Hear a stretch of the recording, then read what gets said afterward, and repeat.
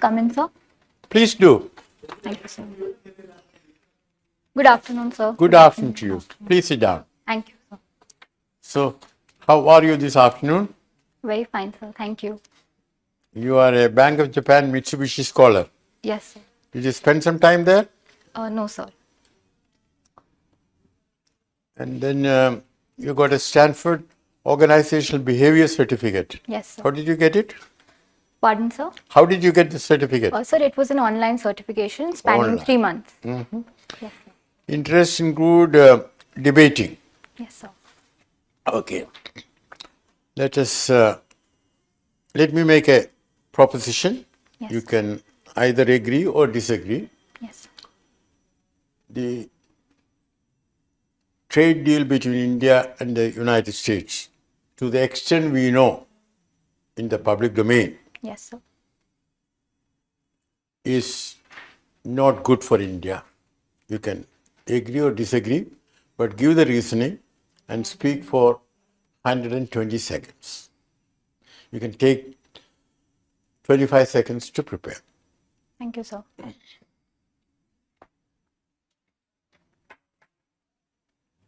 So, may I start? Sir, I think I'm going to oppose the given proposition, which is to say that the United States and India trade deal, insofar as we know, is going to be beneficial for India given the current circumstances, sir. So the first point remains that in terms of the relative tariffs that have been imposed, India stands at the lowest amongst them all, whether that is the 19% imposed on Pakistan or the main competitors in the main arenas of textile, automobiles, etc. Those remain around 20 to 22%, sir. So the second is that we have been looking forward to ensure that the 500% threat that had been released from the quarters of the President of the United States through the passage of the bill in the Congress does not come into being, and hence it was important. The third was, sir, for the investor confidence that we had been seriously losing on given the FPI outflows from India. We really needed to restore that, and to overcome that uncertainty, it was very important for India to take this step. And in the given trade deal, sir, the sensitive sectors of agriculture and dairy have been cordoned off. So that is why, sir, I think it is good. However, there are 2-3 problematic areas which have not come in the public realm from the Indian side, which is first, whether we have agreed on not buying the Russian oil, so that needs to be seen. The second is that the GSP, which had been taken away, the general, I'm forgetting the SR, preferences, upon which the preference minus 5% in the tariff happens, that was taken away from India. So that could in essence mean that the 18% would come with a plus 5%, thus maybe taking away the relative advantage that exists. However, sir, it is also important to be noted that 40% of Indian exports were already outside the paraphernalia of the tariffs that had been before the tariffs had been implemented, thereby meaning that 40% of the total $80 billion that we have going to and fro from India was exempted anyway. So given all of this, sir, I think keeping investor confidence, the sensitive sectors of India and the investor sentimentality in mind, I think it is a move in the right direction given the circumstances, sir. You mentioned a figure of 80 billion. Yes, sir. What is that? Sir, $80 billion is the total trade that we have between India and the United States, sir. I mean, both ways. Yes, sir. Good. The debate is over. You have argued your case very well. Thank you, sir. But talking about tariffs. Yes, sir. What was the tariff in 2024? Sir, before Trump announced his Liberation Day. Yes, sir. Sir, the tariffs depended on this. Sir, tariff was zero on a lot of them. However, I think it had a gradation of sorts, which I am not able to recall, sir. But post August, 25%, and after that, a punitive 25% additional one was added. Yeah, but the short point is that in 2024, it was roughly about 3%. Noted, sir. Yes, I mean, before Trump did all this, I mean, our exports to the United States were sir. facing Yes, sir. about 3%. Noted, sir. Now, he made it 25, then he made it 50, now he has brought it down to 18. Yes, sir. Now, as regards to debate, point is well taken. Yes, But sir. when you try to understand the thing, bear in mind Yes, sir. that it was only 3%. Yes, sir. So there is no point in deriving so much pleasure Yes, sir. Definitely. from bringing it down from 50 to 18 or having 1% advantage over Pakistan. Yes, sir. Okay? So a little more in depth, Noted, sir. okay, when we discuss it. Okay, now your optional subject is, PSIR, sir. tell us the latest position regarding Ukraine. So India looks at it in terms of it definitely preaches that the given century is not one of war in context of the Russia-Ukraine. No, I'm not India's position. Yes, sir. What is happening with the Ukraine war peace efforts? Oh, all right. Oh, noted, sir. Noted, sir. So recently, in fact, just yesterday and today, talks are going on in Abu Dhabi for appeasing a truce between Russia and Ukraine. And yesterday, as far as my reading goes, it was positive. However, sir, the problem goes back to the NATO extension in what Russia calls its own arena and sphere of power, which is Ukraine and other such areas. The second problem relates to the access to Now, Black Sea. regarding Ukraine's joining or not joining NATO, Yes, sir. has it been settled? No, sir, not yet, sir. Okay, go ahead. Sir, earlier NATO had said that it would not, and it had also given up its nuclear armory, and that in effect was violated again since NATO started dallying. NATO started dallying with the Ukrainian government, and that is why, according to Russia, it was mandated for it to move forward even after having taken Crimea. So the second point that I was stating was access to Black Sea, which is again a warm port, which is to say that Russia, in its own maritime and naval nearness, does not have many ports which it can operate given the trade routes, and that is why it is also operationalizing the North Sea route. So the third was that it wants to make sure that the mineral rich regions of Ukraine, especially eastern Ukraine, come under its power. These are again secondary problems, sir, but the first one remains NATO, sir. At this point, is Ukraine insisting that Russia should get out of Crimea? No, sir, not at this point of time, sir. So, what is the main obstacle to an agreement right now? Sir, it is Ukraine writing it and pinning it down that it will never join NATO, sir, as far as my reading goes. Okay, let's move on. Thank you, sir. How do you spell it? Zinnia? Zinnia, sir. Eh? Zinnia. Zinnia. Yes, Okay. Okay. You know, political science. Yes, sir. Why this standing committee is known as a mini parliament? So, standing committee has representations from all across the No, just tell me simply, why mini parliament? because it has representation from a lot of quarters, Okay. and that is why it is called the mini parliament. Secondly, a lot of consensus building and also scrutinization of the given legislation goes down. sir. Okay, fair enough. Now, US exit from the World Health Organization. Yes, okay? sir. Its implications for WHO, implications for global health, and implications for the United States. Yes. So the United States exit has 2 to 3 major misgivings. The first is that the funds will be withdrawn, which, sir, I'm not able to recall the exact percentage, but it is a very 20%. Yes, roughly, sir. It is a very 18 hefty to amount. 20%. Okay. Yes, sir. And since there is no other power which might forgive the additional 20%, it would be problematic. So the second is that public health research would be severely dented, and all the three that you mentioned, United States, WHO in itself, and the globe suffers in that arena. So the third is that in alignment with that, it has also said no to sending its scientist representation, and given that the funding is also not going to come, that might cause a big problem, because universities like Stanford, Harvard, and all the major public health universities, John Hopkins has a big say there, sir, would get dented. And for the world, it would mean lesser vaccinations, lesser counter preventive as well as promotive healthcare. Okay, fair enough. Let's move on. Yes, sir. Are you familiar about this 4B movement, South Korea? Sir, 4B movement. Sir, if I may be allowed to venture a guess. No, it has to be correct guess. Sir, I think I'll go with my intuition then, sir. Sir, it is related to the feminist Very prognosis of women fighting against the entrenched patriarchy, not just in the commercial aspects, but at homes. Okay, my last question. Yes, You know sir. why these self-harm online games are prevalent in South Korea? You must have followed, Ghaziabad incident. Yes, sir. Okay, so why it is prevalent in South Korea?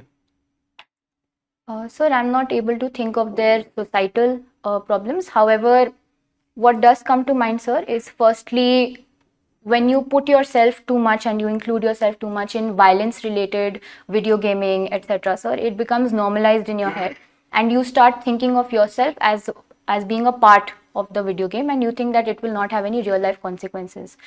So that could be one problem, sir. Apart from that, sir, I think I will have to read up on the cultural problems. Can you connect it to recent economic survey? The chief economic advisor has said something. Yes, sir. About digital access and digital stress, and then mental health. Yes, sir. So that was in the economic survey. The Honorable CEA talked about access to social media at a very young age because A, it is very impressionable, and secondly, the kind of anxiety it causes and the loneliness it causes, it makes you, in fact, create a positive feedback loop where you start getting more involved with it. So thirdly, sir talked about guardrails that are needed in this regard, where we don't impose a blanket sanction against it. However, slowly and gradually, we move towards ensuring that our youth don't fall prey to such problematic things, sir. Thank you. Thank you, sir. Zinnia, good afternoon. Good afternoon, sir. You're doing very well. Okay, keep it up. Good. Thank you, sir. Okay, why Rajasthan? So there were 2-3 reasons. First was I have been a part of Haryana for the longest time, which is my home state. I wanted to diversify a bit outside, but I also wanted to ensure that I would be somewhat familiar with the culture. Secondly, sir, a lot of my seniors from St. Stephen's College talked about the cadre in very heavy terms, which is to say that there's a lot of scope for ecotourism, there is a lot of scope for treks, which the Ravlis provide, which people don't talk about. What else?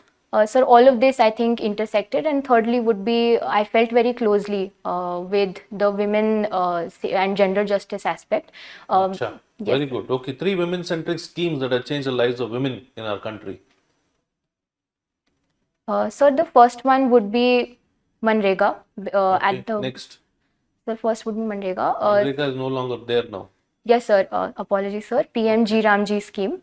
He's still, the proof of the pudding is in its eating, so we'll wait and see.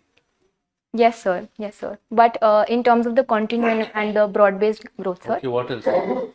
Sir, the second one would probably be related to the SHG movement, sir, the bank Okay, linkage next. scheme.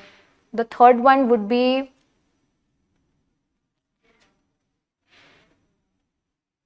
sir, the livelihood mission, NRLM, sir. Okay, moving on. Yes, sir. Gender budgeting. What is Yes, the sir. allocation this time? Sir, I'm not aware of the exact figure. Aspects of gender budgeting Aspects, in this budget. Key aspects of gender budgeting in this budget. sir, I will have to rejuggle my memory on that. Acha, no, because you said it's close to your heart, na? Yes, sir. Yes, Okay, no problem. Okay, 3 central themes of this budget. Sir, 3 kartavyas. First is No, growth. apart from the kartavyas, we took a sankalpa, so we needed kartavyas, Yes, sir. isn't it? But the themes, for instance, Viksit Bharat is one theme. It has been the part of last budget, before that, and whatever. It's a continuing theme. Yes, sir. What else? Sir, sustainable growth and development. Second would be building on human capacities, and the third one, sir, would be ensuring clean. One more would be a sector that you're so closely associated and want to do so much with. Nari Shakti. Yes, It sir. has been another big item. Sir, if I but- may, yes, okay. sir, I'm remembering now. Sir, the first one is the hostels that are going to be built for working women in all districts. Acha, you're going across back India. to gender budgeting now. Sir, I just Okay, no remembered. problem. Good. Okay, finally, what are the pillars of growth? The Honorable Finance Minister spoke about Viksit Bharat and pillars of growth. Yes, What are they? If you can list out maybe 2 or 3. Yes, sir. So one would be ease of doing business. Second would be infrastructure in terms of spending and building. So the third would be social development, which was essentially related to human capacity Okay, building. thank you, Senior. Zinnia, Good afternoon, sir. you are already in IPS. Yes, sir. So tell me, what will you do to improve image of police? Being a lady police officer, Yes, sir. you are posted in a rural area, and women are afraid of going to police station. Yes, sir. So what all would you like to do so that this fear is removed? So the first would be starting myself, which is going on more field visits and ensuring I interact with people so that my own officers and team start seeing that she's somebody who's doing it, then we should too. So the second one would be in terms of community policing, something known as the home guards exist almost all across the state, sir. So putting that went forward. In my own village visit, sir, I realized that people interacted more with the lady who was the home guard as compared to the others. Sir, third would be actively ensuring that the people who come to police stations to write complaints are handled with care rather than hardened smiles, and not hardened smiles, sir, with a hardened attitude. And so the fourth one would be looking at specific hotspots of crime which relate to women, for example, and where they're happening, whether my personnel are deputed at all times over there, and whether I am able to ensure preventive policing in those areas, sir, so that they start realizing that there is somebody who is looking after us and who is actually doing the work, so that they feel that they can reach out, sir. And to empower women in rural areas? Yes, sir. Sir, in terms of the police, Yes. sir, the first would be self-defense, sir, which is very important so that they are able to fend themselves. So the second one would be ensuring that I train the men as well, so that rather than curing the victim, I'm curing the mind or the root cause that starts it off. So the third, an example, if I may, sir, from Madhya Pradesh, where a lot of people from homeless, from not just homeless, sir, elderly shelter homes were taken to open a school where people who had committed crimes related to, say, women were put down, and all of these people then had a certain focus group discussions, and all of this, sir, then increasingly aid Okay. cures a lot of problems, sir. So let's come to your PSIR. Yes, sir. This parliament is on, Yes, sir. but on with lot of disruptions. Yes, sir. How do you see this disruption and suspension of a member of parliaments? Yes, sir. What should be done to improve the productivity of parliament? What is your reaction and view on this? So the first one would be to ensure that when it comes to productivity, there are certain mandated hours. So for example, sir, the 0 hour or other hours, they are mandated for discussion. Secondly, when there are certain points of importance and of public importance that the opposition wants to raise, those should be done in a cordial and ethical manner, which the ethics committee must monitor in the right and stringent measures, so that it does not lead to essentially the public losing faith in the parliament, sir. So the third would be, and as the various commissions have also said, that there should be some minimum number of hours that are mandated for every MP to partake, not just in terms of sitting, but also in terms of putting forward their own opinions. And yes, sir, apart from all of this, I think the standing committee culture and the parliamentary committees in general, their functionality in terms of legislations that are scrutinized should be increased, and the number of bills that are sent should also have some kind of scrutinization check, sir. So, Okay. yes, sir. Okay. And let's come to Project Vault. Have you heard of Project Vault launched by Mr. Trump No, sir, I'm not able to for recall. critical minerals? Yes, sir. Yes, sir. Yes, sir. So what is this Project Vault, and is India invited? Yes, sir. Sir, in fact, the EAM was, Honorable EAM was in the United States in Washington yesterday for this. Sir, it essentially relates to the president wanting to further critical minerals access in terms of raw materials, in terms of production within the United States and within other countries, so as to ensure that a China plus one strategy in terms of the leverage it has been trying to make by stopping RE and other minerals access to other countries is belied. So, in all of those three aspects, sir, the critical minerals ministerial was taking place yesterday, and India was very much a part of it, sir. Okay. Not yesterday. It's going to be held. Apologies, sir. Apologies. Okay, one last question. Why should we be watchful of demographic transition? Sir, given that India is the youngest country on the globe and that its demographic dividend is going to be the driving power for it becoming a Vishwaguru, it is important that our demographic transition is led with education and other social infrastructure to ensure that the dividend stays and doesn't become a disaster eventually, sir. So various schemes as were given in the budget and have been given in the economic survey as well to help in all of these areas, from Ayushman Bharat to ensuring skilling through Kaushal Vikas Yojana. All of this, sir, comes together to ensure that our demographic dividend, so to say, is maintained, sir. Thank you. Thank you. Okay. Zinnia, you were mentioning about Project Vault. Yes, Yeah. Who is Pakistan participating in this? No, ma'am. Okay. Pakistan is neither in Pax Silica nor in this Project Vault. And they have signed a rare earth deal with US. Yes, ma'am. So why Pakistan has been left out by US? Though its present vault is about critical minerals. Yes, ma'am. Ma'am, if I was allowed to think. I want your opinion on that. Okay. Ma'am, the first one is that, as has been alleged, I think the rare earth economy in terms of raw materials does not exist in Pakistan as to the tenor in which. But they have signed a it deal. exists. They have signed a deal, no? Yes, USA has ma'am. signed the deal. Ma'am, that could have been kind of geopolitical leverage, which is to say that there are other things that the United States wants from Pakistan and Pakistan wants from the United States. So, in those terms, there might be certain dilly-dallying happening over there.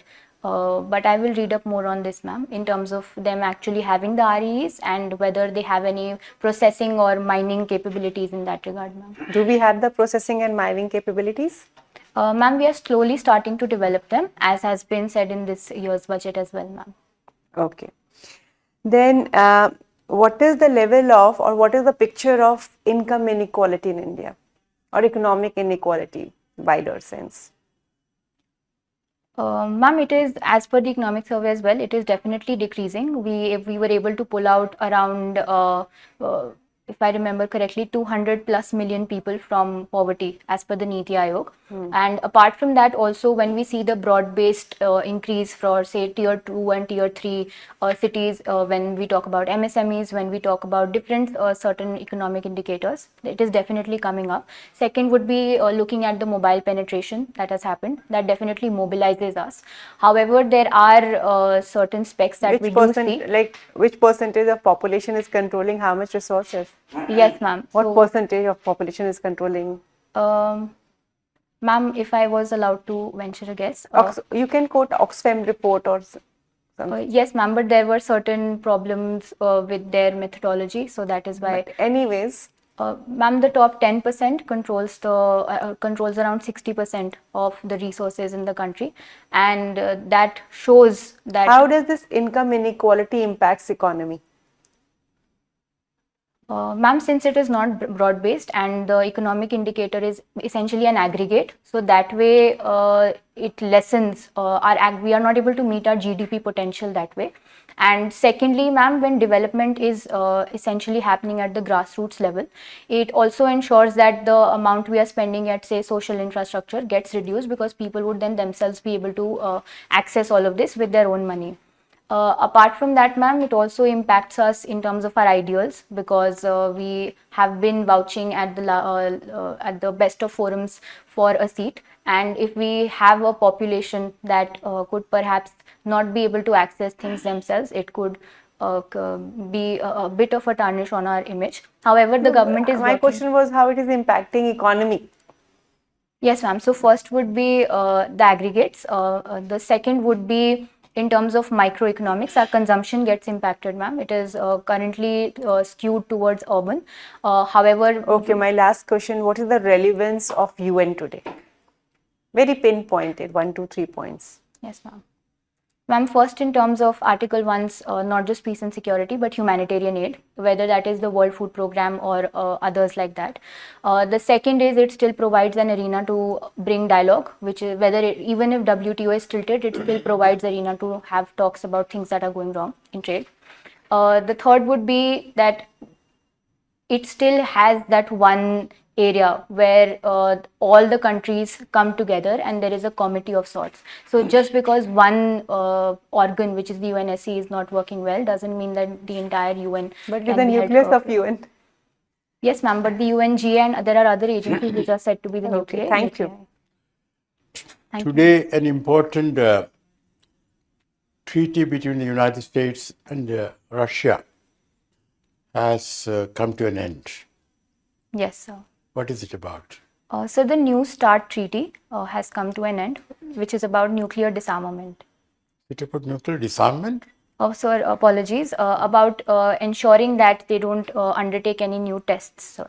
Nuclear tests. Is it about tests or is it about number of? They don't increase them, yes. Eh? They don't increase the amount of nuclear. There's a cap on. Yes, sir. Okay. Good. The formal part is over. We shall call you back very shortly for the informal part. Thank you so much. Thank you.